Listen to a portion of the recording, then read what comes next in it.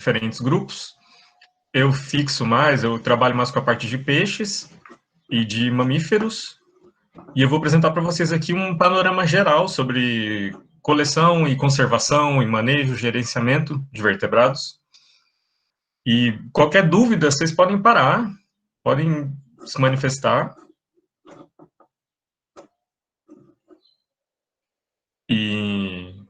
Porque eu sei que muitos, até porque estava na resposta do questionário, muitos se interessam tanto pela biologia como pelo estágio na coleção por vertebrados, né? São bichos que chamam a atenção mesmo, que pegam a gente ali tanto para levar para a graduação como para projetos de pesquisa e tudo mais. Então, qualquer dúvida é só falar aí.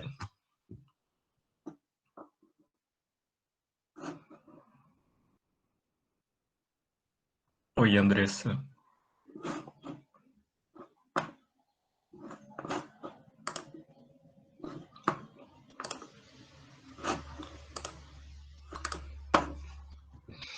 Bom, então quem faz parte da nossa...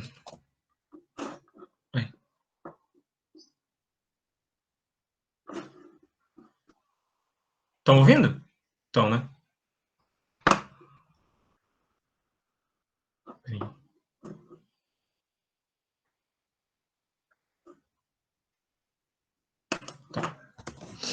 É bem estranho apresentar esse negócio por aqui. Mas vamos lá. Quem faz parte, então, quem são os integrantes da nossa coleção de vertebrados, né? Basicamente, desde os bichos mais primitivos, né, até os bichos mais derivados, bichos mais recentes. Então, passando por peixes sem mandíbulas e peixes cartilaginosos, que ainda são animais que não apresentam um esqueleto, uma estrutura esquelética óssea bem definida ou ausente totalmente, eles são a primeira linhagem daquilo que a gente vai ter e que a gente consegue definir bem como o que é um vertebrado hoje em dia, que é aquele bicho que apresenta crânio, costelas, esqueleto completo. E os peixes sem mandíbulas, ainda que sejam sem mandíbulas, né, sejam seres agnatas, eles são dotados de já um crânio primitivo.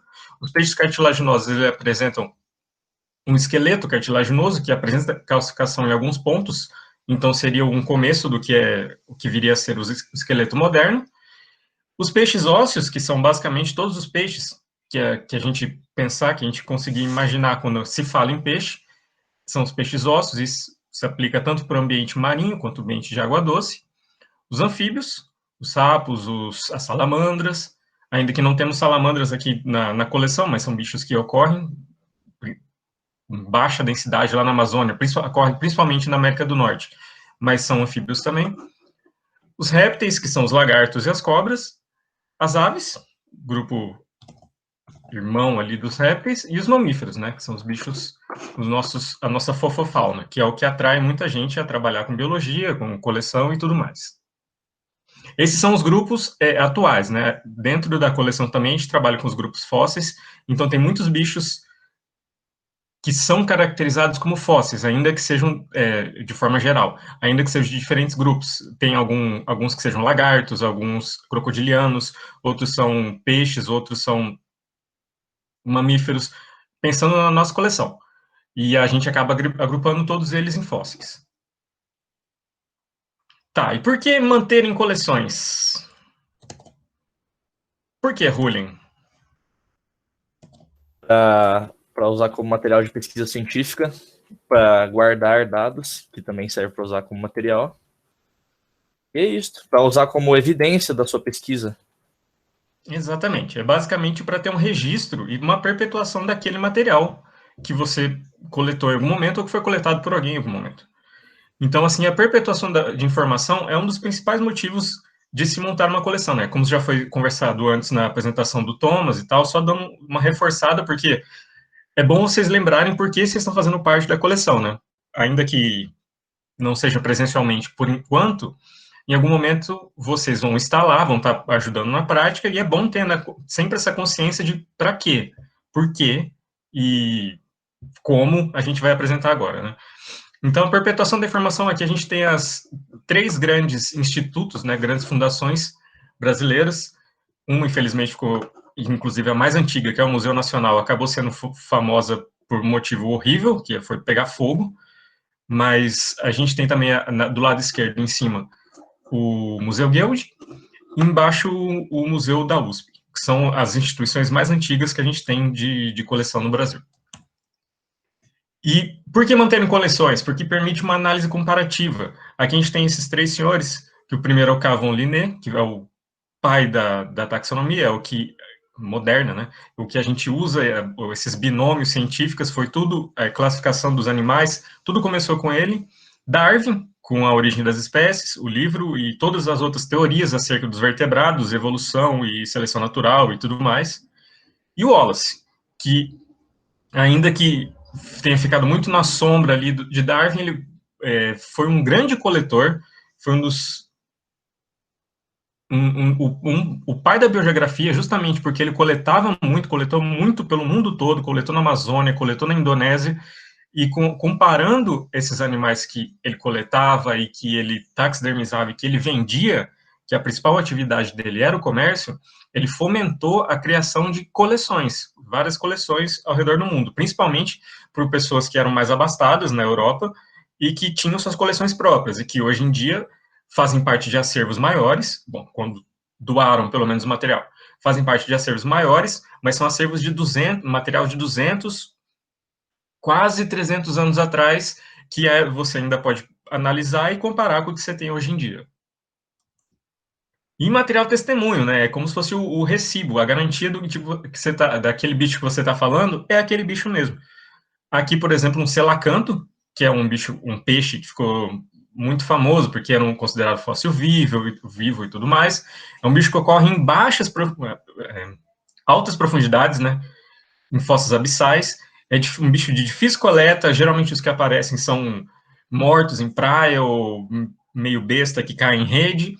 Então, não é um bicho que ocorre, não é comum, e ocorre em baixa densidade. Então, manter em coleções, além de ser uma prova de que o bicho realmente existe, de que o que você está falando está ali, serve para perpetuação e evitar também que você tenha que sempre ficar tirando mais espécimes da natureza para o estudo.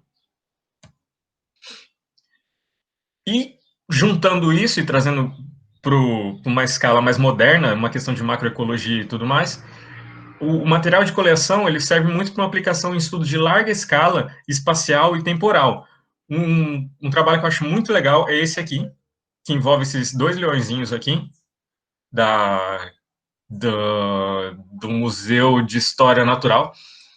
Não sei se todo mundo já assistiu, ou se alguém já assistiu, é um filme lá dos anos 90, que chama A Sombra e a Escuridão.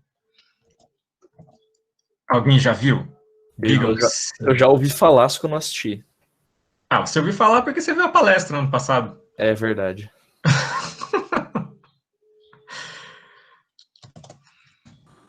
Bom, enfim. Sombra e Fica a Escuridão. dica para assistir hoje, hein? Oh, assiste, gente. Quem não assistiu, é muito legal.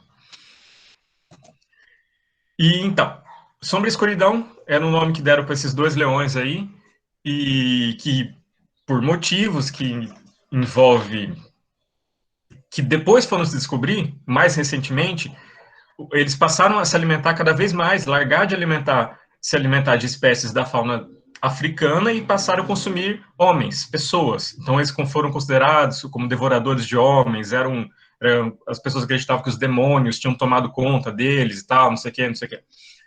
E aconteceu que, o spoiler do filme, mas vocês estão vendo o bicho taxidermizado aí, né, e faz 200 anos, esses animais foram mortos, foram capturados, e essas são as peles originais dos bichos que mataram os homens durante a construção de uma ferrovia lá na África. Então, com a análise do pelo, eles conseguiram ver que os dois, com pelo mesmo, retirado o pelo do animal, eles conseguiram ver que houve uma substituição gradual, assim, de quando deles largarem a alimentação de bichos silvestres, bichos da fauna africana, e gradativamente indo para uma alimentação mais de humanos. E o que eles conseguiram associar é que isso foi relacionado a um defeito, uma dentição deles.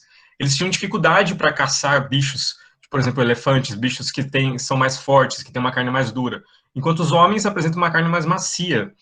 E então eles eram melhor mais mastigáveis pelos bichos. Esse é um trabalho de 2017. Então, para vocês verem quão importante é para resolver até questões históricas, porque virou história, inclusive virou filme, virou livro, virou uma cacetada, virou lenda, e foi uma questão que a ciência foi resolver em 2017.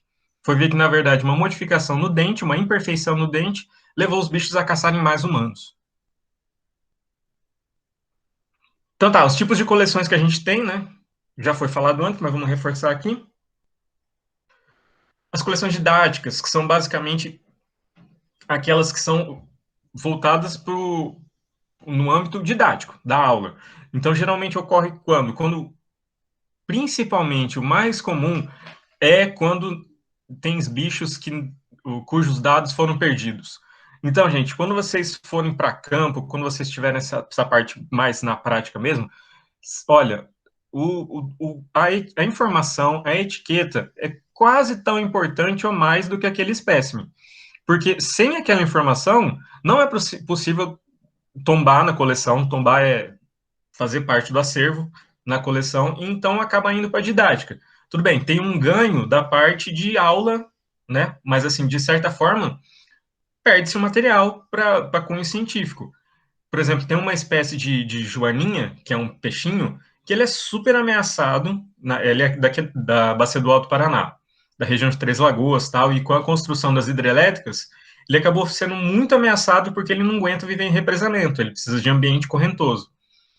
E é um bicho que tem, acho que no Brasil tinha 3 ou 4 indivíduos em coleção, e tinha um bichinho que estava dentro da coleção didática da faculdade, da UFMS, sem identificação, nem nada. Assim, é importante, porque ainda que você não tenha o dado, aquele bicho pode ser usar como referência para você, caso você colete outro que você fique sem saber qual é, você compara com esse bicho, você tem informação. Mas informação de quem pegou, de quando pegou e de onde foi, principalmente, uma informação muito importante para um bicho que é raro desse, isso acaba se perdendo. Então, assim, sempre a gente vai insistir nisso, gente. Cuidado com os dados. Não só os dados que vocês coletam, a qualidade dos dados que vocês coletam, mas isso estava lá no questionário também, sobre o que fazer, como proceder, caso os dados que você estiver mexendo sofra alguma alteração, tá? Que é a questão do café e tudo mais. Então, sempre cuidar dos dados, muito importante. Bicho sem dado é praticamente bicho que perdeu. Então, aqui, tá, eu lembrei. Daí a maior parte dos vídeos, da manutenção dos bichos vai ser como na coleção mesmo, na coleção científica, bichos em álcool, com etiqueta ali, mas uma etiqueta mais genérica, com informação da ordem, da família. Isso na parte de coleção líquida. E a parte da coleção seca, principalmente ossos, né? Principalmente ossos, algumas peles, mas esse de cima é maior, esse peixinho é uma piranha. Ali no canto a gente tem um camaleãozinho, que é feito por um processo de diafanização, que a Lili falou na última aula dela. Então ali você coloca o bicho na enzima, a proteína é digerida, acaba ficando só os ossos, as cartilagens, os ligamentos mais finos, que acabam ficando transparentes. A gente passa em 2 corantes, então em vermelho você vai ter o que é osso, e em azul você vai ter o que é cartilagem. Muito importante isso, especialmente para bicho bem pequeno e cuja identificação você precisa acessar os ossos. Isso em peixe, principalmente, que é o grupo que eu estou mais habituado, é muito comum. É muito comum. Tem peixe que é muito pequenininho, que o adulto tem 2 centímetros, não tem como você preparar o esqueleto igual essa piranha aí do meio. Então, diafanizando, você tem acesso a número de vértebras, número de costelas, tipo de projeção de ossos, que pode ser importante no caráter taxonômico. E abaixo tá os crânios, né? Os crânios a gente vai ter tanto na coleção didática também, como na científica. É o jeito menos problemático de você guardar animais grandes, né? Registro de animais grandes. Por exemplo, aqui embaixo a gente vai ter essa galhada grande é de um cervo do Pantanal. É difícil, ou praticamente inviável, a gente manter um cervo do Pantanal num pote de álcool. diferente desses bichos, por exemplo. Pequenininho aqui, tem várias tuviras em um pote só. Enquanto aqui embaixo a gente vai ter capivara, vai ter anta, tem cervo, tem javali. Então, o crânio, assim como a pele, são formas de você conseguir preservar aquele bicho, ter registro daquele bicho e ficar uma coisa que você consegue guardar de forma mais sistematizada. Então, aqui, né, são tipos de coleções abertas ao público que encantam, que muitas vezes trazem a gente para o meio acadêmico, meio científico, para a biologia.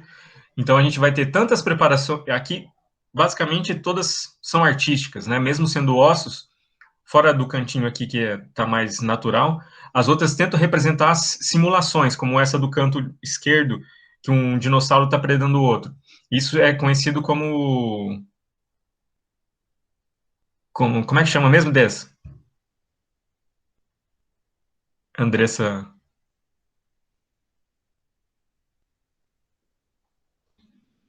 Como é que chama o cenário mesmo? Quando monta o cenário com os bichos? Diorama, uma coisa Diorama, assim? diorama, isso. Então, diorama você pode ter tanto de bichos taxemizados ou bichos que está só o esqueleto, e são formas de você apresentar para as pessoas.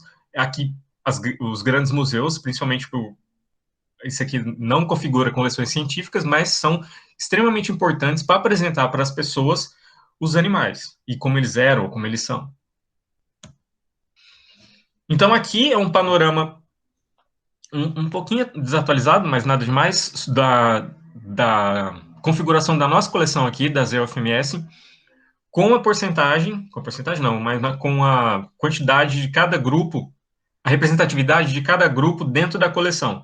Então, a gente vai ver que dentro dos vertebrados, peixes, que são os mais lindos, praticamente domina, mas o anfíbio está chegando ali, se é que já não passou, mas peixe é muito comum em coleções ser uma coisa muito abundante, ser um grupo muito abundante, justamente porque as coletas envolvem muitos indivíduos.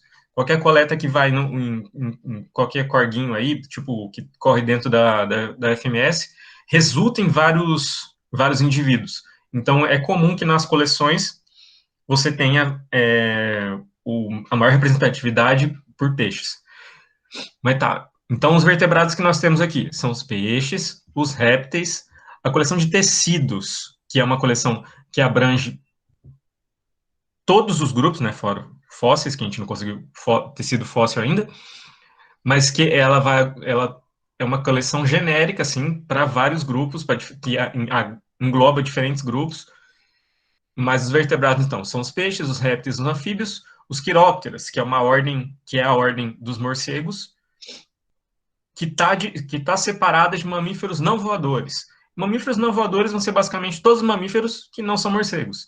E isso, na sistematização geral de uma coleção, é agradável, assim, é bom que fique separado um do outro, porque morcegos são basicamente, bom, no nosso caso, né, tem coleções que mantêm via seca, mas para a gente mantém via úmida, diferente dos mamíferos não voadores, que é em via seca. Então, geograficamente, assim, espacialmente, já configura duas coleções diferentes. E como o morcego geralmente gera bastante material, é importante manter agrupados uma classe só para ele. Então, os fósseis, aqui pouco representativo ainda, né? Mas temos cerca de 200 itens, mais ou menos, a maior parte deles da Serra da Bodoquena, que foi encontrado em caverna. E os mamíferos não voadores são esses, né? Como eu disse, os não voadores são todos mamíferos, fora os morcegos. Então, aqui é a nossa coleção de fósseis.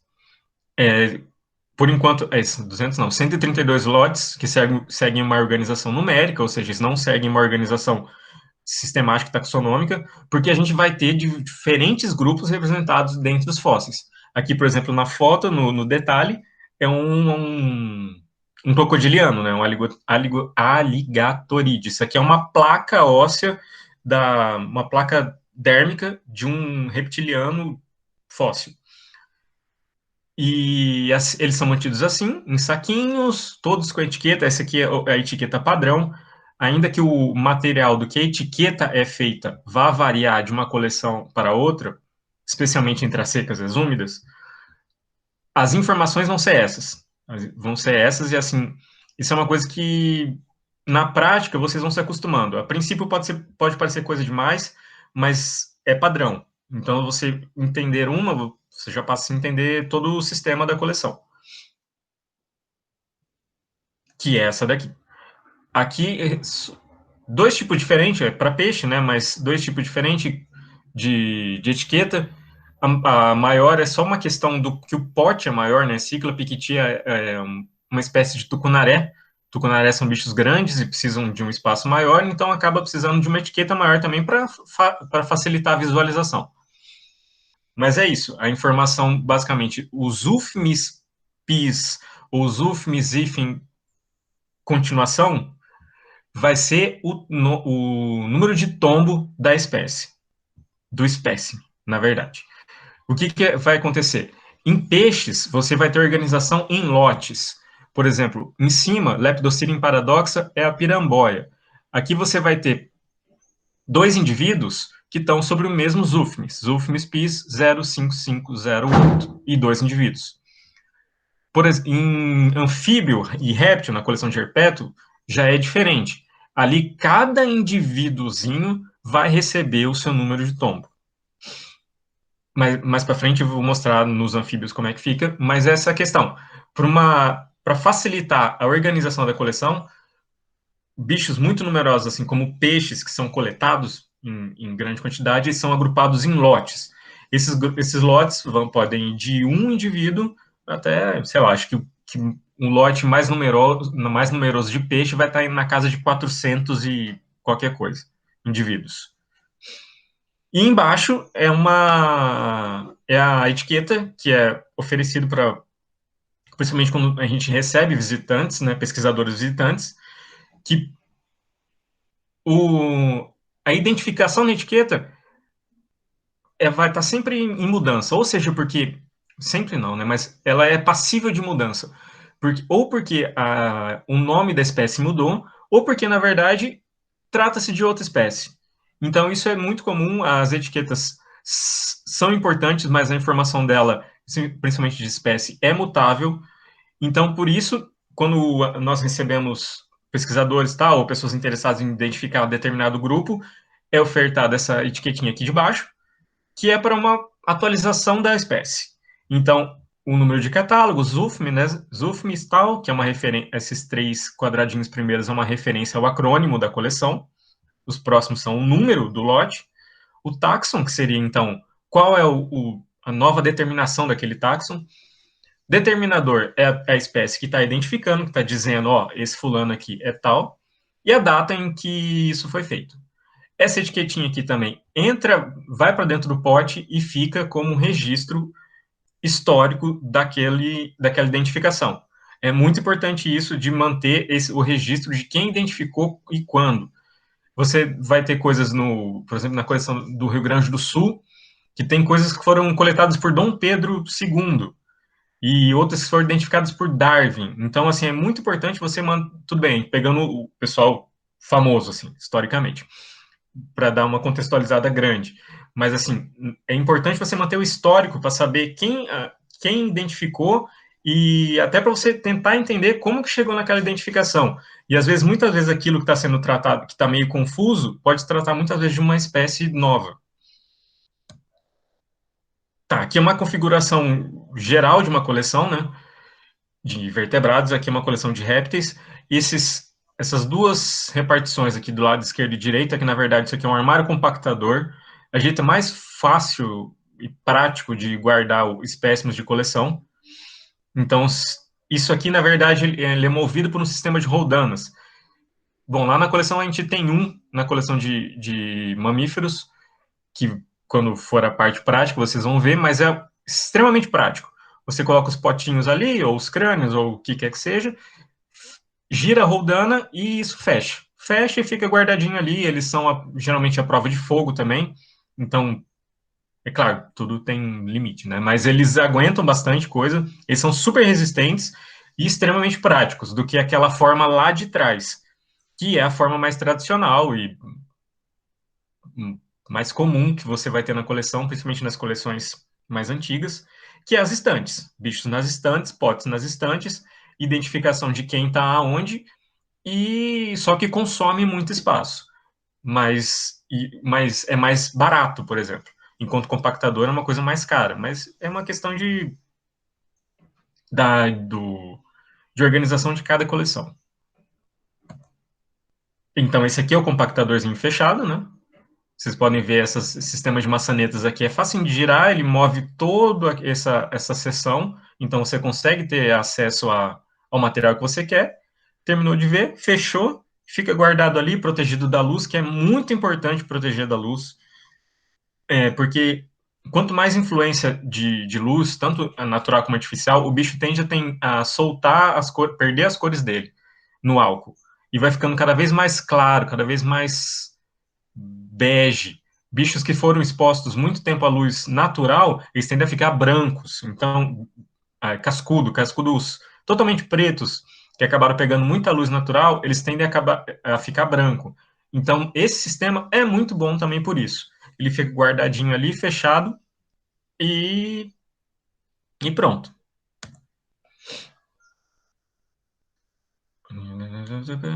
Tá. Então, aqui é a coleção de peixes, né? Que é a coleção mais linda que tem. Que o número um pouquinho desatualizado, na verdade, o acrônimo é ZUFMSPIS. A gente está com cerca de 6.600 lotes agora. E a organização filogenética seguindo Klofska, que Klofska é o apelidinho desse livro aqui, que é o Checklist of the Freshwater Fishes of South and Central America. Cada coleção vai ter o seu sistema de organização. Mas geralmente é balizado em publicações, como no caso dos peixes aqui. E em outras coleções você vai ter, bom, depende do espaço de cada uma e o jeito mais fácil de que se opere. Mas algumas outras coleções eles vão seguir outros livros, ou classificação simplesmente numérica, por uma questão de espaço, mas a maior parte delas adota esse, que é o livro do Roberto Reis, lá de 2003, que é o checklist dos peixes de água doce da América Central e do Sul. Então aqui, né, grande maioria, cheguei a medir em porcentagem, mas grande parte dos peixes eles são armazenados assim, em via úmida. Aqui em cima tem um exemplo da etiqueta que a gente usava antes, que é uma etiqueta de acetato, que facilita, porque você conseguia ver as informações do bicho e o bicho, né? Porque ele é transparente, você consegue ver certinho o animal. A gente acabou tendo uns problemas, porque ela não se mostrou muito resistente ao longo do tempo, acaba soltando as letrinhas, e a gente usa esse outro tipo de papel agora, que é um papel Resistal, que é um papel específico para coleções, e que ele é trançado com linhas de tecido, então ele é mais resistente tanto a rasgar quanto a perder esse problema de cair as letrinhas, ele não tem esse tipo de problema. Então, uma coisa que se pretende manter há muito tempo, por muito tempo, é importante que aquele dado também acompanhe aquele material testemunho. E um tipo de coleção também, um tipo de... Ah, tá, o potinho do meio é mostrando um animal diafanizado também. Não mostra muito bem as cores, mas é o mesmo sistema daquele lagarto que eu mostrei no começo, os ossos em vermelho, as cartilagens em azul, e em vez de ser mantido em álcool, é mantido em glicerina 100%, e ele fica ali, fica bem, não apodrece nem nada. E outro método, que também consome um pouquinho mais de espaço, porque você precisa geralmente dedicar caixas para, principalmente de animais grandes, né? É muito comum fazer isso para animais grandes, como por exemplo esse bagre aqui. Você tem um acervo osteológico de peixes, mas daí você vai separar. Geralmente eles são guardados em Tupperware e cada um vai ter ali o seu esqueleto, montado ou não. Muitas vezes, se tiver desmontado, é tudo agrupado num saquinho só, com a identificação, e quem tiver interesse, quem quiser usar, quem quiser saber a informação osteológica daquela espécie, monta aquele quebra-cabeça ali e tem acesso. Mas geralmente eles são guardados assim, inteiros. Os anfíbios, os UFMs AMP, um pouquinho também mais que isso, que 10.353 lotes. Vocês podem ver, então, né? Lotes aqui para peixes vão ser isso. Pode ser um indivíduo de piranha ou vários de lambari, como está ali em cima aqueles dois exemplos. Lotes para os anfíbios vai ser isso aqui. Cada etiquetinha dessa daqui, aqui ainda está com o número de campo, mas é basicamente o mesmo sistema. Eles vão receber, além da etiqueta de campo, que vai trazer a informação que a gente precisa para tombar, como quem coletou, aonde, quando, eles vão receber uma outra etiquetinha na outra perna com os UFMs AMP 0, tal, tal, tal, tal. Então, cada indivíduo de sapinho é identificado com uns UFMs tal, tal, tal. Isso é importante, principalmente, facilita, dá trabalho, porque você precisa individualizar, por exemplo, nessa bandeja aí, sei lá, vai ter cerca de 30, mas é pouco, a gente recebe às vezes 300, que precisa individualizar um por um. Então você tem esse primeiro momento, assim, de que realmente dá um trabalho de individualização, mas depois, nos processos futuros, fica muito mais fácil. Porque o que acontece? Muitas vezes se forma um lote, que acontecia, se forma um lote, às vezes, de vários bichos daquela, teoricamente, espécie, lá no meio vai ver que, na verdade, não, tem mais de uma até. Então, se você já individualizou esses sapinhos, fica mais fácil saber qual que é o bicho que faz parte desse novo grupo, ou dessa nova espécie. Então, você simplesmente saca ele de lá, e com um número você lança um novo lote. Então, segue a organização alfabética, a partir de família, né?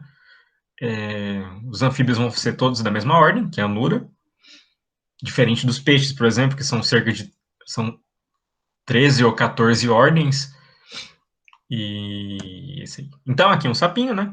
E aqui no detalhe de cima, a nossa etiqueta da coleção, ZUFMs, AMP e o número. Então, aqui o que vocês estão vendo maior é o bicho já fixado, ele é fixado.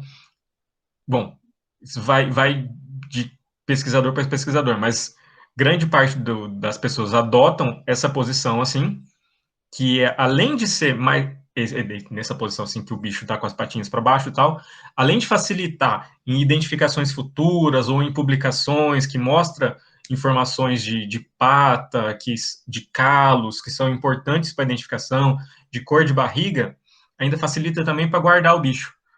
Principalmente rãs, que são bichos que têm pernas grandes, longas e tal. Se aquele bicho fica mal fixado com uma perna lá na frente, fica ruim de guardar e fica ruim de tirar foto e fica ruim de tudo mais. Então, assim, é um jeito de você pensar no futuro e aproveitar aquele material. Porque aquele sapinho já morreu, que ele tem um propósito, é claro, mas se você abrir esse leque e permitir que no futuro ele seja mais aproveitado ainda, simplesmente porque você dedicou um tempinho para montar ele numa posição anatômica mais bonitinha, fica melhor. Então, aqui os répteis, né? Também o mesmo processo de identificação. Aqui embaixo os bichos com o número de campo.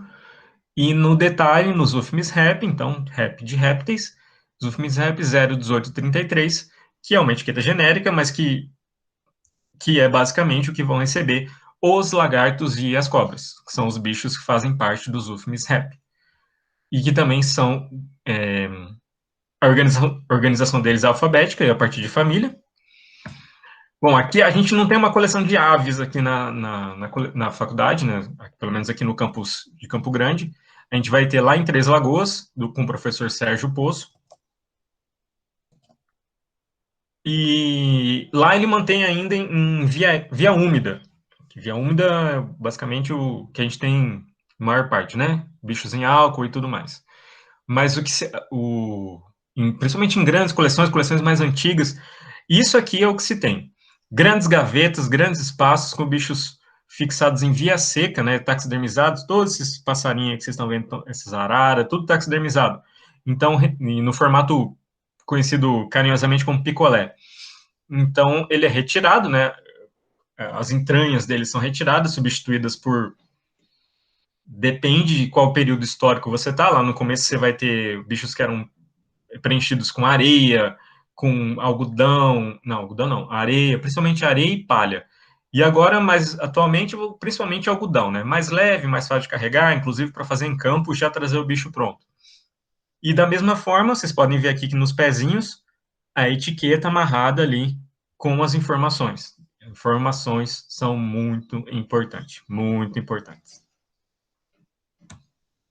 Aqui o detalhe, né? Os bichos na posição picolé, porque posição picolé, tanto porque ele fica assim esticadinho, durinho, como pelo essa haste, que é um palito, né, de bambu, que é usado que meio como empalar o bicho, mas transformar ele tipo num pirulito, num picolézinho, para no manuseio você evitar tocar as penas. Porque a mão engordurada, às vezes mão suja, vai mexendo nesse bicho que é mantido em via seca, a chance de você ter uma proliferação de fungos ou de qualquer coisa que vai consumir essa pele é muito alta. E pele de ave é muito delicada, é muito sensível, muito fininha. Então, assim, se você não mexer com cuidado mesmo, como essa técnica permite, essa técnica do palitinho permite, é, é querer que não dure muito. Principalmente bichos pequenininhos, como esses beija-flores aqui. Bichos muito delicados, tanto para fazer como na manutenção. E mais uma vez, atenção aqui, ó, embaixo, as etiquetas dos animais são praticamente do tamanho ou maiores que eles. Então, dados, gente. Cuidado dos dados, cuidado das etiquetas, cuidado das informações. A coleção de morcegos, né? Então, os quirópteros, a ordem quiróptera, cerca de 2.500 lotes, uma organização alfabética a partir de família, que nesse processo. Bom, vocês não viram lá pessoalmente ainda, mas nesse processo de mudança da coleção do local antigo para o local novo, eles ainda estão em processo de manutenção, como é, esqueci o termo, de reorganização. Então, não tem um lugar definido, mas temos uma coleção de morcegos e ainda tem mais por vir, tem bastante trabalho. Quem gosta desse grupo, não vai faltar material.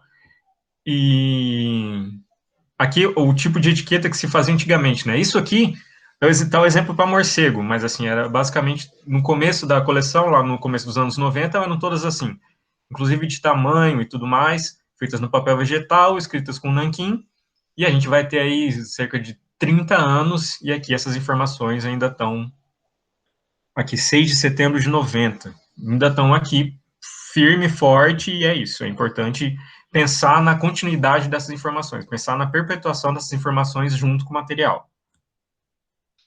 Os mamíferos não voadores, então, são 105 lotes, a organização, assim, ainda está a definir, a gente vai receber uma quantidade grande de animais em breve, de uma outra coleção que está doando esse material para a gente. Atualmente, eles seguem, na verdade, a organização proposta pelo livro Mamíferos do Brasil. Lá, eles apresentam a ordem taxonômica das famílias, e principalmente para os bichos médios e grandes, diferentes dos ratinhos, a gente tenta seguir mais ou menos, à medida que o espaço permite, a essa organização seguindo esse livro, Mamíferos do Brasil. Então, os bichos médios e grandes, bichos médios seriam de Coati para cima. E os bichos pequenos, então, seriam ali de Coati para baixo, mas principalmente os ratos, né? Ratos, esses 105 lotes, na verdade um pouco mais, mas praticamente metade disso vai ser ratinho, porque é um grupo muito comum.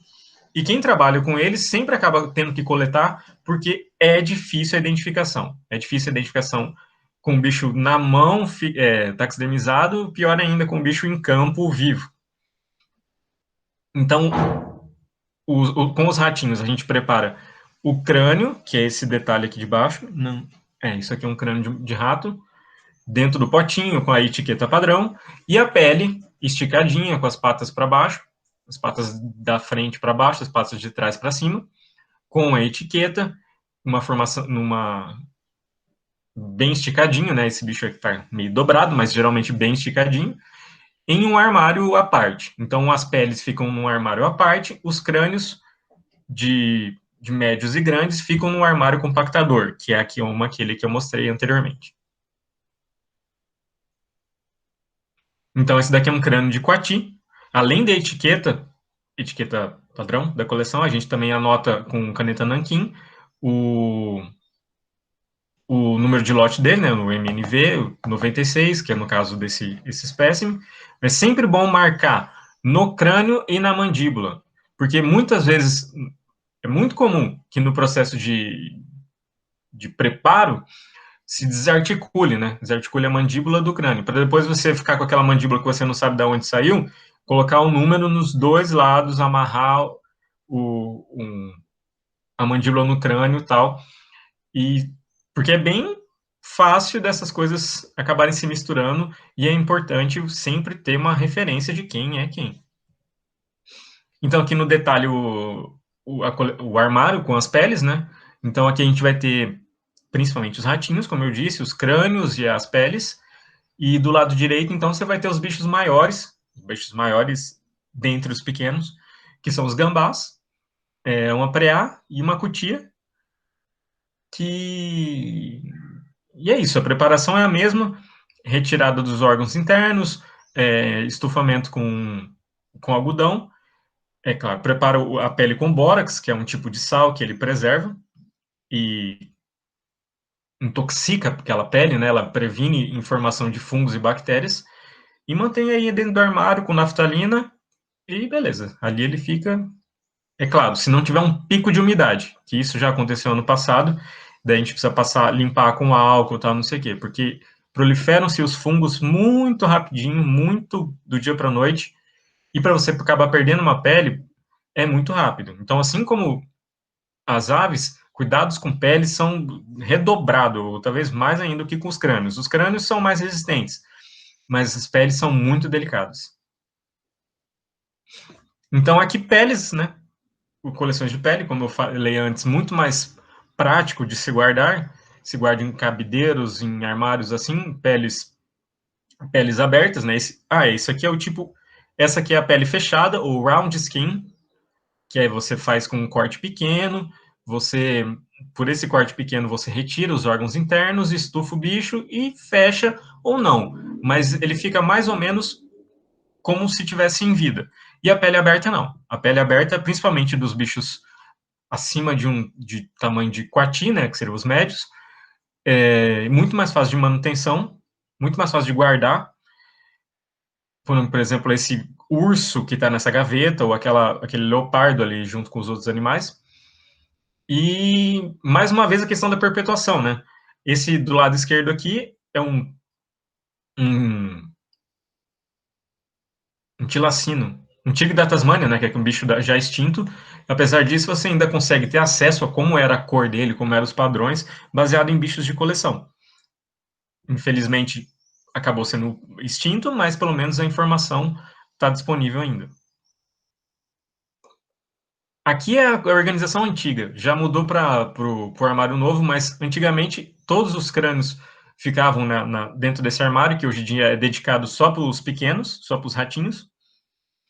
E é isso, mostrando um detalhe, alguns ficam guardados nos saquinhos, esses principalmente aqueles que ainda mantêm alguma vértebra, ou tem algum ossinho que perde muito fácil, ou tatu, que perde dente muito fácil também, os dentes deles são porcamente fixos no alvéolo, então sempre acaba caindo, então é sempre bom colocar num saquinho também, para evitar perda de material.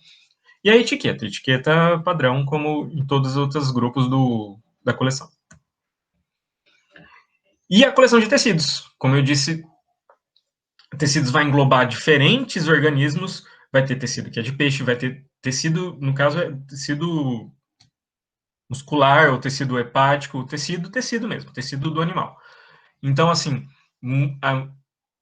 quando a gente recebe material, principalmente de mamíferos, falar mais de mamíferos aqui, muito disso daqui é derivado de atropelamento. Muito material. Vocês já devem ter visto, é super comum, né? Você vai em direção ao Pantanal, vai em direção a Três Lagoas, vai em direção aqui, saída para São Paulo, pelas rodovias, você vê bicho atropelado. É muito comum e muitas vezes é possível de se aproveitar alguma coisa dali.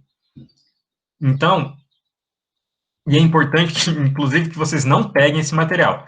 Esse material, apesar de que, vai ver ali, dá dó, o bicho está inteirinho, dá para aproveitar, configura manejo de fauna silvestre. Então, manejo não, captura de fauna silvestre. Então, assim, informem aos órgãos competentes, como a Polícia Militar Ambiental, ou a Polícia Rodoviária, ou alguém que você saiba que tenha uma licença de coleta. Porque, sim, mesmo para esses bichos mortos, precisa ter uma licença de coleta específica. Então, aqui a gente vai ter a organização da coleção de tecidos. Cada Eppendorf desse daqui, Eppendorf é esse tubinho que está no detalhe aqui do canto direito, nos dedinhos. Cada tubo desse vai ter, então, a informação de um animal, de um espécime. Às vezes, um espécime é representado em mais de um Eppendorf, porque é bom você ter várias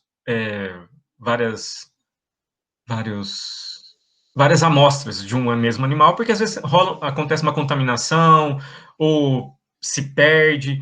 Então, e principalmente de mamífero, que não é um bicho que está coletando direto, é difícil a captura de bicho de mamíferos para obtenção de amostras, ou qualquer outro grupo, né? Qualquer outro grupo é importante você tentar aproveitar o máximo de informação possível.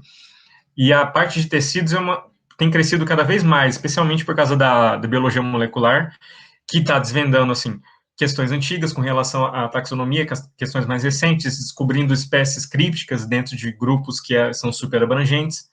Então, a coleção de tecidos é uma coleção, eu acredito que seja o acervo mais recente que a gente tem, e tranquilamente vai ser uma que vai passar todos os outros. Tanto porque engloba diferentes grupos de vertebrados, como a tendência é de você ter esse tipo de informação também, além de guardar os vouchers, que os vouchers, então, por exemplo, retirei o tecido de um sapinho, mas precisa guardar o sapinho também, porque, tudo bem, Thalita vai estar escrito que é espécie tal, mas é importante você ter aquele espécime, para quem quiser consultar no futuro, ter certeza de que vocês estão falando da mesma coisa, falando da mesma espécie. Então, fica o voucher na coleção úmida, geralmente, e fica o tecido dentro do freezer armazenado em temperatura constante. E era isso, senhoras e senhores. Dúvidas? Tem umas perguntas no chat, né, Tinha? Ah, Dá tem? uma olhada lá. Eita, tem mesmo.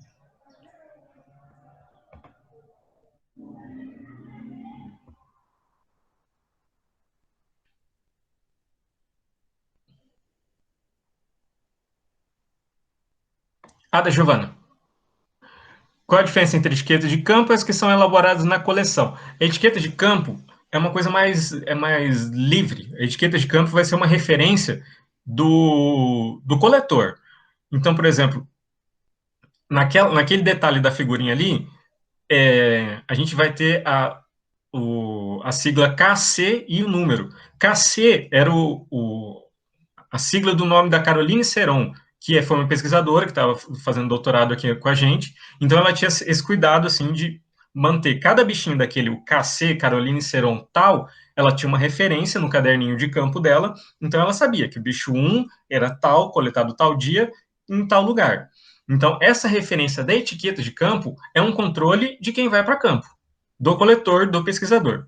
As que são elaboradas na coleção, elas dependem da qualidade de informação que venha nessas etiquetas de campo.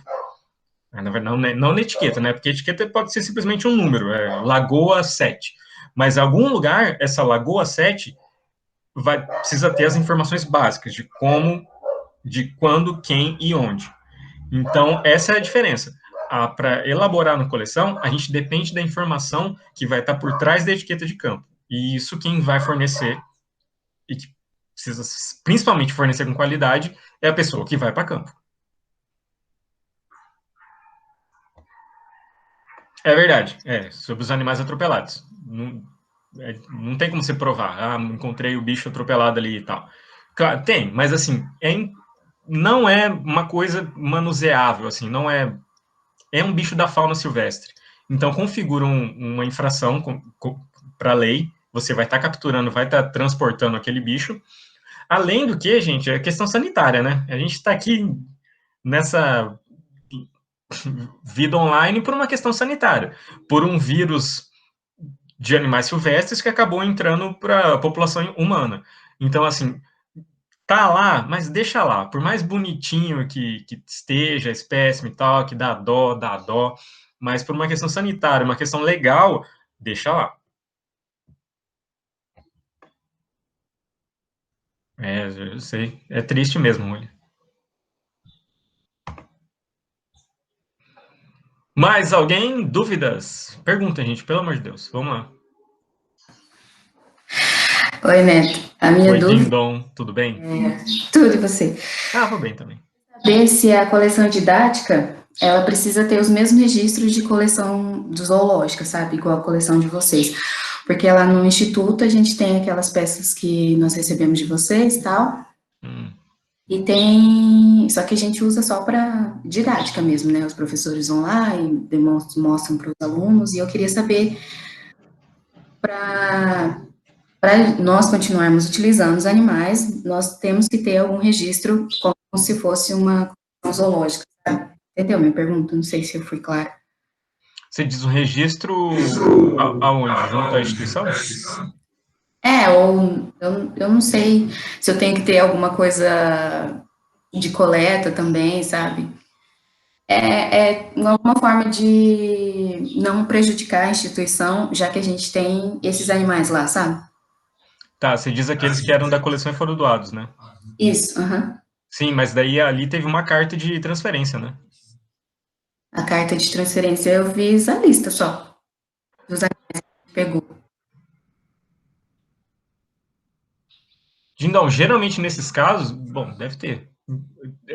Rola uma carta de aceite ou uma carta de pedido da instituição interessada. E daí tem ali a listagem daquilo que foi e que fica meio como se fosse um... Bom, a gente não tem esse poder, mas é como se fosse alguma coisa, um fiel depositário. Então, são materiais que provêm de uma instituição científica para uma instituição de ensino. Né, Lili? Isso aí.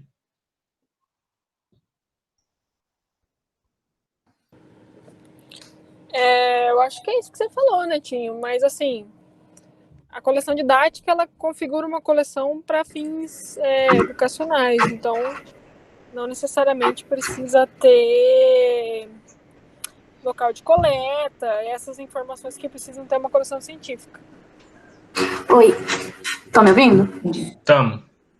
Então, teoricamente, eu acho que qualquer material armazenado, assim, qualquer coleção tem que ter como se fosse, tipo, tem que ser legalmente registrado, vamos dizer assim, mas como está dentro de uma universidade e vários pesquisadores já são do laboratório, provavelmente os animais que vão para lá, muitas vezes é animal que não pode ser aproveitado na coleção científica, porque estava danificado ou porque os dados não estavam tão adequados. Mas esse pesquisador, ele precisou de uma licença para coletar.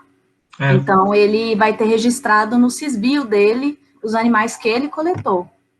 E ali, aquela coleção, como é para fins didáticos, eu acho que não causa nenhum problema. Para vocês que são, que não tem, eu não sei se vocês têm pesquisadores ali, né, mas é importante ter o materialzinho da doação. A gente pode até ver de formalizar isso com, não sei se com o diretor do instituto, algo assim, a gente pode tentar formalizar. Mas quanto a ter os dados de coleta, é legal ter, de qualquer forma, até para as aulas práticas, assim, os alunos saberem a distribuição desses animais. Mas se não tem no material, então não vai poder ser usado na científica. E acaba que tem muito material didático para a gente não jogar fora, porque foi um ser morto, né? A gente põe na didática porque vai ter outros fins, mas eu acho que é isso mesmo, como é dentro de um laboratório que tem pesquisadores, tipo, a gente não pode aceitar, geralmente acontece com invertebrados, com insetos, né, encontra morto, então alguém leva. Eu acho que eu não tenho certeza se para invertebrados como que tá a legislação, porque teve umas mudanças. Mas para vertebrados, uma pessoa não pode pegar um bichinho morto e levar pra gente, entendeu? Para coleção didática. Geralmente, se encontram, eles dão para o pesquisador, né? E aí o pesquisador vai dar o fim que acha necessário. Acho que é isso. Eu entendi. Mas eu só perguntei só para se tem que ter algum registro legal, só por ser mesmo uma coleção didática, sabe? Mas vocês já sanaram a minha dúvida. Obrigada. Lindon, eu assim, acho que registro legal, acho que o maior registro legal é o dado de transferência, né? A carta de doação, carta de aceite. Faz tempo que foi isso aí, né? Mas é bom a gente ver mesmo, eu acho que teve essa carta e fica como registro, né? É um registro de que saiu daqui, que teoricamente se chegou aqui, tem que ter o registro legal, tem que ter a informação legal do Sisbio e tal, e se foi para frente é porque, como o Andrés falou, não foi utilizável aqui, não foi aproveitável aqui e foi para frente. Mais para frente uma instituição de ensino, né? Não como comércio.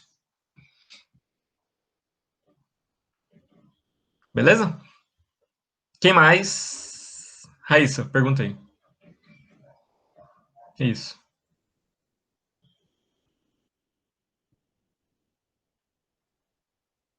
Eu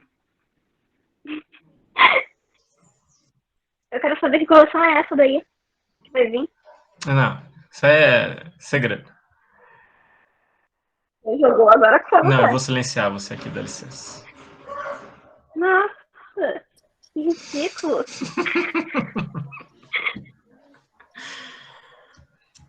Francisco, deixa eu fazer uma pergunta aqui. Pode falar, Dani. E os girinos? Também são em lote? Que é um FIB, de modo geral, você falou que é individual. Mas e os girinos? Ah, sim. Os girinos são em lotes, né, Lili? Lotes, sim. Beleza. Tá, até porque a gente amarra na perninha, né, dos sapos adultos. Então, assim, nem sempre a fase do girino vai permitir que a gente amarre na perna, porque às vezes não tem mesmo. Mas por uma questão prática, eles são guardados em lotes, assim como os peixes. Tá, beleza. Beleza, Dali? Ok.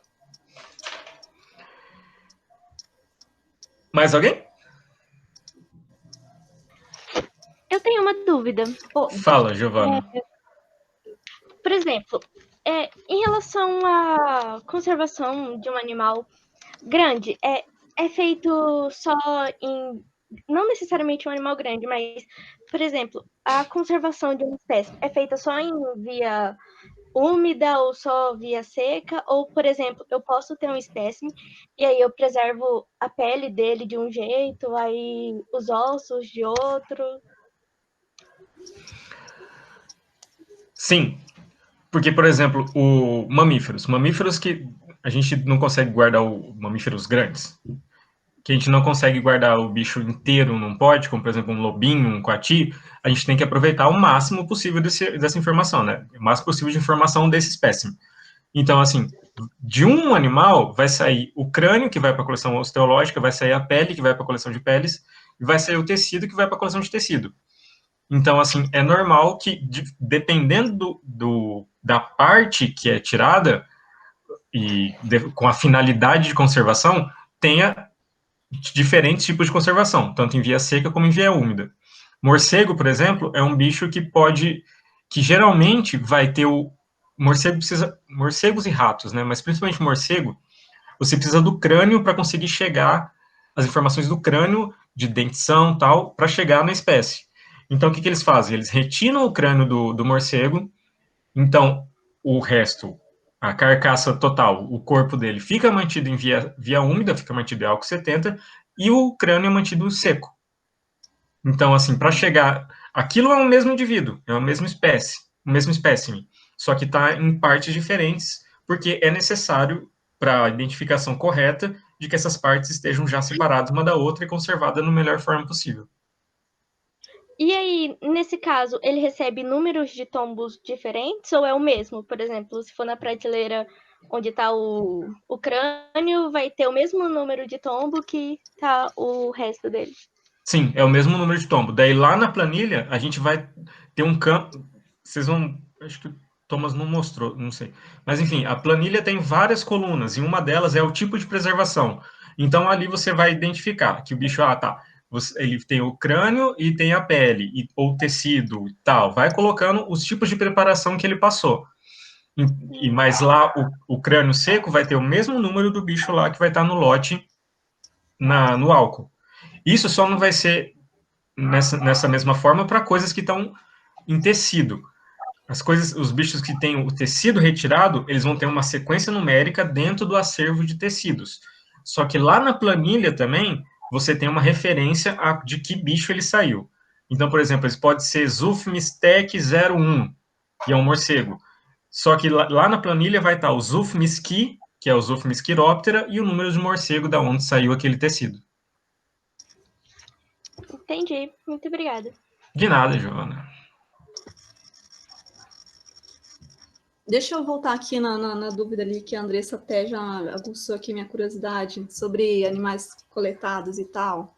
A gente até chegou aqui no CEPAM a coletar sem querer um bicho atropelado, mas agora a gente entendeu. Mas eu estava lembrando aqui, às vezes tem alunos que trazem de casa, Neto. Tem gente que já acharam no campus próprio, acharam morcego, sabe? Já acharam passarinho, traz de casa às vezes escorpião, lacraia, até sapo cururu. Aí fala, dá-lhe a coleção. Como a nossa é didática, a gente fala assim, gente, estava bem ali, estava em casa, então traz. A gente acaba até preparando. Mas e aí? Então, nem isso? Não, Dali, não pode. Porque, assim, acontece com a gente também, nossa, principalmente escorpião, bichos que acha dentro da faculdade e tal. Às vezes o pessoal chega um filhote de tatu que pegou na reserva, ou um gambá que apareceu no corredor central, e daí sempre ligam ou acionam a gente. Só que a gente não tem esse poder de captura, assim, esse dever de captura, diferente da Polícia Militar Ambiental, por exemplo. Então, e a gente, muitas vezes eles trazem vivos os bichos. Então, a gente não pode simplesmente eutanasiar, fixar, matar, até porque vai uma questão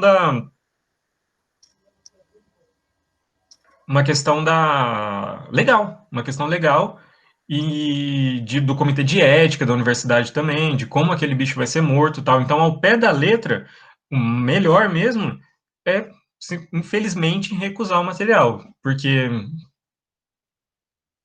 tem vários problemas que podem acarretar de você simplesmente receber ali um animalzinho que tudo bem e tal. Mas é uma espécie da fauna brasileira, então todos eles estão protegidos da mesma forma. Entendi. Acho que a Andressa falou alguma coisa de pesquisador ali. Sim. Sim, não, a gente tem aqui a professora responsável, né? Os bichos, assim, um aluno traz de casa um bicho morto, traz, mas aí a professora, na verdade, é ela quem autoriza. Não, pode, no caso seria o anterior, né? Que a outra ela acabou de entrar, mas assim, a gente sempre pergunta, eu pergunto, no caso, como técnica, do professor responsável. Aí, em alguns momentos, a gente acabou incluindo. Outros não, porque, às vezes, por exemplo, escorpião. A gente tem muito escorpião aqui, didática e tal. Então, assim, a gente deixa quieto, digamos assim. Sim, é uma questão de licença, porque pode ter o cargo de professor e tal, pode ser da área. Mas se não tiver a licença de captura, coleta e manutenção daquele bicho ali, então não...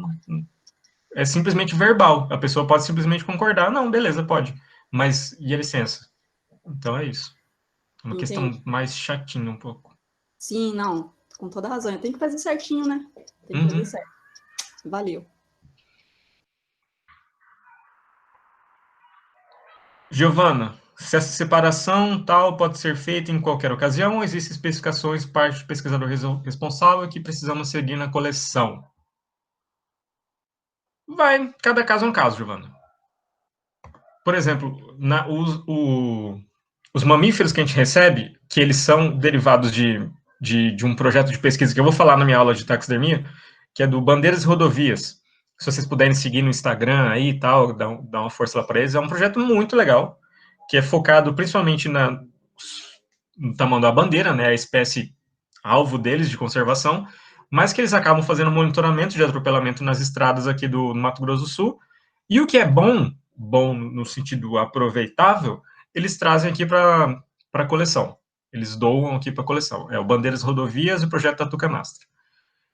Então, aí a gente tenta aproveitar o máximo possível. Porque se não é um fruto de um projeto de pesquisa da universidade, entendeu? Não tem uma pergunta por trás, um projeto e tal. Tem o trabalho deles, e isso é meio que um produto, um spin-off do trabalho deles, capturar esses bichos e trazer para a gente para aproveitar. Chegando para a gente, daí aquela coisa, a gente tem que aproveitar o máximo possível, tentar pele, osso, tecido, porque o animal já morreu e é um animal difícil de coleta. Mamíferos, de forma geral, são bichos difíceis de coleta.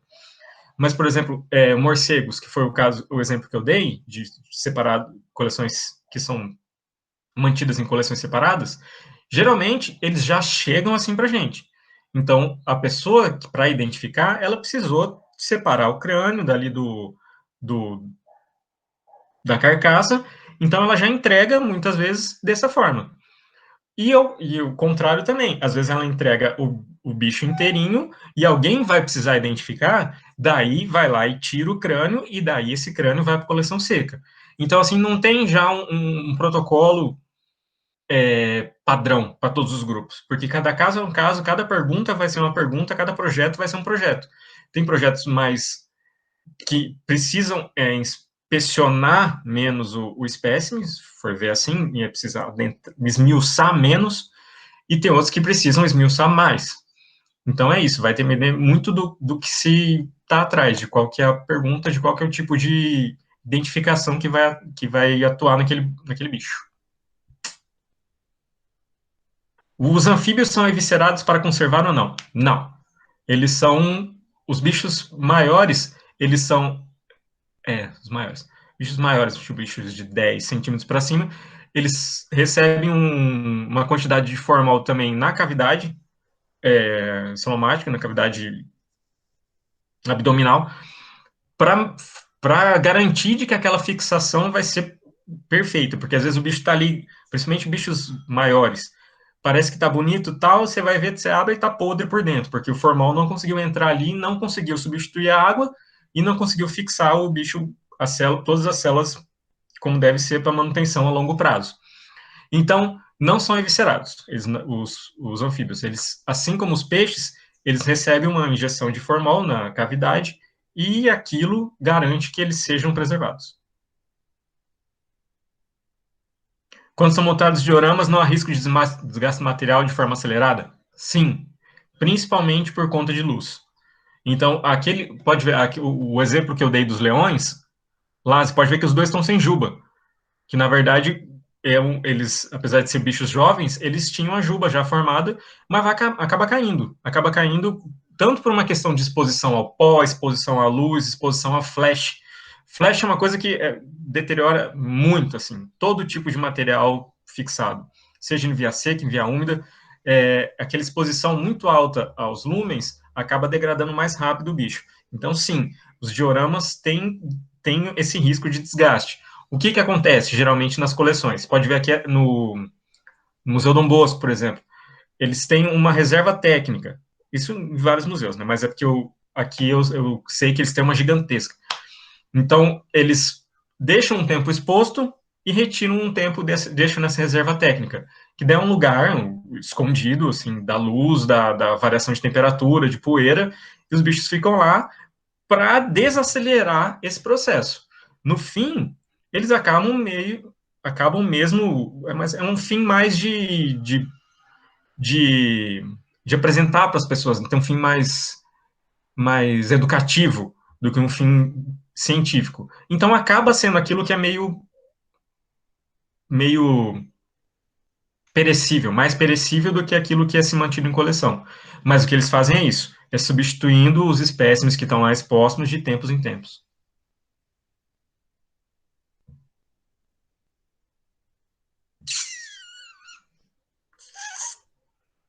Beleza, galera? Era isso? Mais alguma dúvida? Peraí, você estava falando aí Fala, Dindão. Substituem os bichos lá no Museu Dom Bosco. Então, eles fazem um ciclo? Tipo, é um ciclo ou, tipo, os animais que eles tiram de lá, eles jogam fora, sei lá, eles reproduzem? Não. Eles substituem. Eles têm esse lugar onde fica grande parte da coleção, principalmente de aves. A coleção de ave deles é bem grande, muito maior do que aquilo que está exposto. Então, eles deixam... Eu não sei quanto tempo, isso vai depender da instituição. Mas eles deixam um tempo lá exposto, e depois de um determinado tempo, eles retiram e expõem coisas novas do acervo técnico, né? e as coisas que estavam lá expostas passam lá para o acervo, até para manutenção, às vezes pode dar bicho, pode dar cupim, então, assim, precisa de manutenção, não é simplesmente colocar lá, deixar a exposição e esperar que vai ficar tudo bem. Tem sempre essa substituição. Às vezes o material é perdido, às vezes não, mas tem esse cuidado de estar sempre substituindo.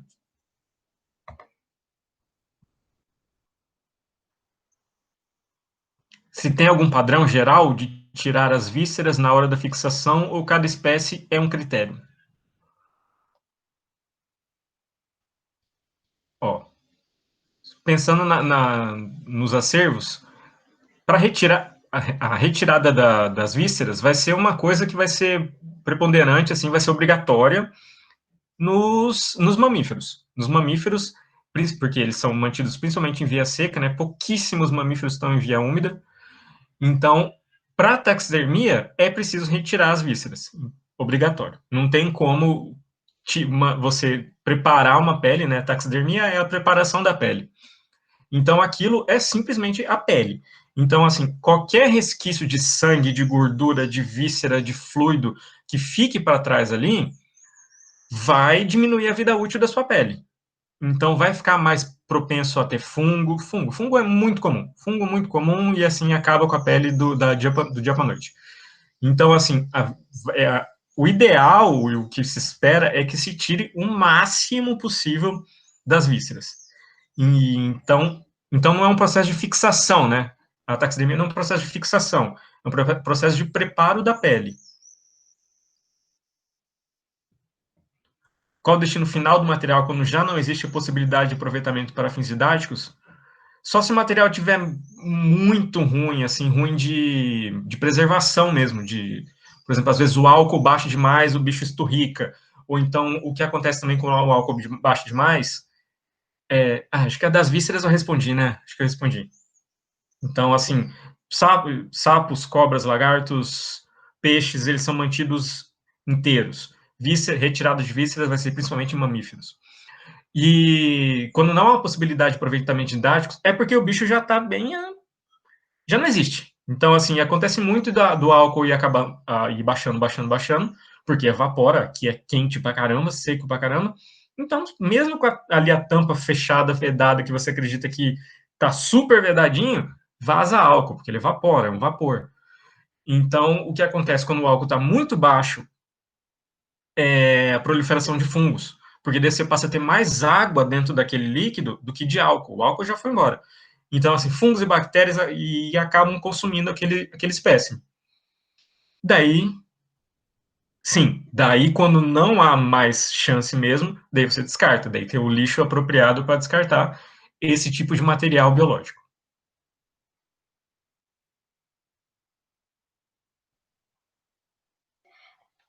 Outra dúvida aqui, Neto. Por exemplo, um trabalho que identificou uma nova espécie,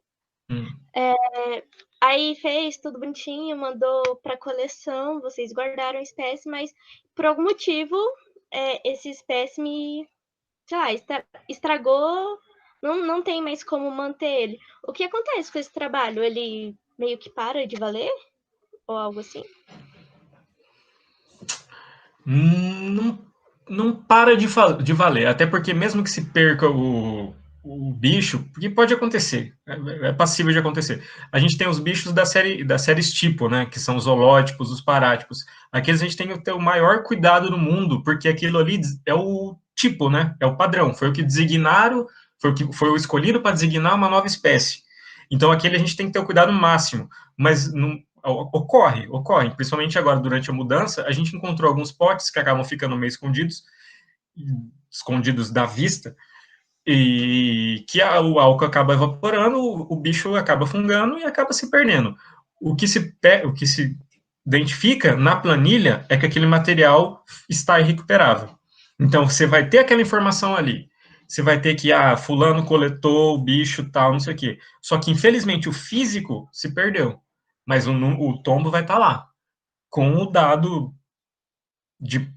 com a informação de que, infelizmente, o lote se foi. Deixa eu só adicionar uma coisinha, né? Diga. que é legal, nesse caso, dá para a gente ver a importância do histórico da coleção, né? No começo da palestra, você mostrou aquelas 3 etiquetinhas. Uma delas, a que estava mais embaixo, você dá para o pesquisador visitante, para quando ele viu que a identificação estava equivocada, para ele fazer alguma correção, né?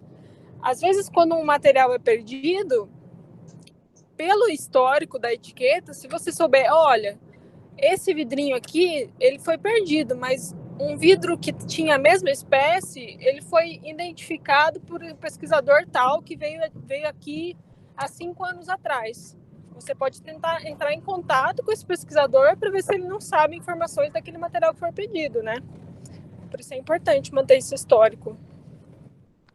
Não, mas eu entendi que não é o perdido que sumiu, né? É o perdido que estragou. Não, que estragou, mas mesmo assim, o cara pode ter visto o perdido que estragou e um perdido que não estragou no mesmo dia. Ah, tá. Às Sim. vezes você consegue, pelo histórico da coleção, das visitas, histórico que está dentro do vidro, através de etiquetas, que às vezes você não vê sentido, né? Ah, mas essa etiqueta está com o nome errado, por que eu vou manter ela no pote? Sim. Às vezes estragou só o material biológico e a etiqueta antiga está lá e você consegue recuperar o coletor, ele consegue ter alguma informação importante, a cor do bicho, alguma coisa, outra informação que seria importante quando o material biológico é irrecuperável, né? Sim, a Andressa colocou uma questão interessante aqui, que o número de tombo não pode ser utilizado para outro bicho. Não, o ideal é que aquele número de tombo fique como uma referência, porque o número de tombo, assim como os animais, espera-se que sejam perpétuos o maior tempo possível, né? Perpétuos até que durem. Então, assim, o número de tombo vai continuar existindo, porque ainda que o material biológico, por algum motivo, tenha se perdido. Por exemplo, nas coleções, em coleções europeias, é muito comum em museus, museus que foram bombardeados durante a Segunda Guerra. Então, assim, aquele material foi para o saco porque o museu recebeu uma bomba em cima. Mas está lá a informação de que o material foi perdido durante a Segunda Guerra por bombeamentação do acervo. Número de tombo é equivalente ao nosso CPF. Sim, seria alguma coisa assim. É uma identificação, só que CPF é uma identificação individual, né? Daí entra naquela questão de lotes e tombos. Então você vai ter bichos que vai estar identificado, que um número, um CPF para uma galera, e tem outros bichos que um CPF é exatamente para aquele indivíduozinho ali que você está tratando, como ocorre nos sapos, como ocorre nos peixes. Então, nos peixes, você vai ter pode ter um CPF que vale para 1 e um CPF que vale para 300. Para sapo, cada CPF representa um indivíduo. Dúvidas?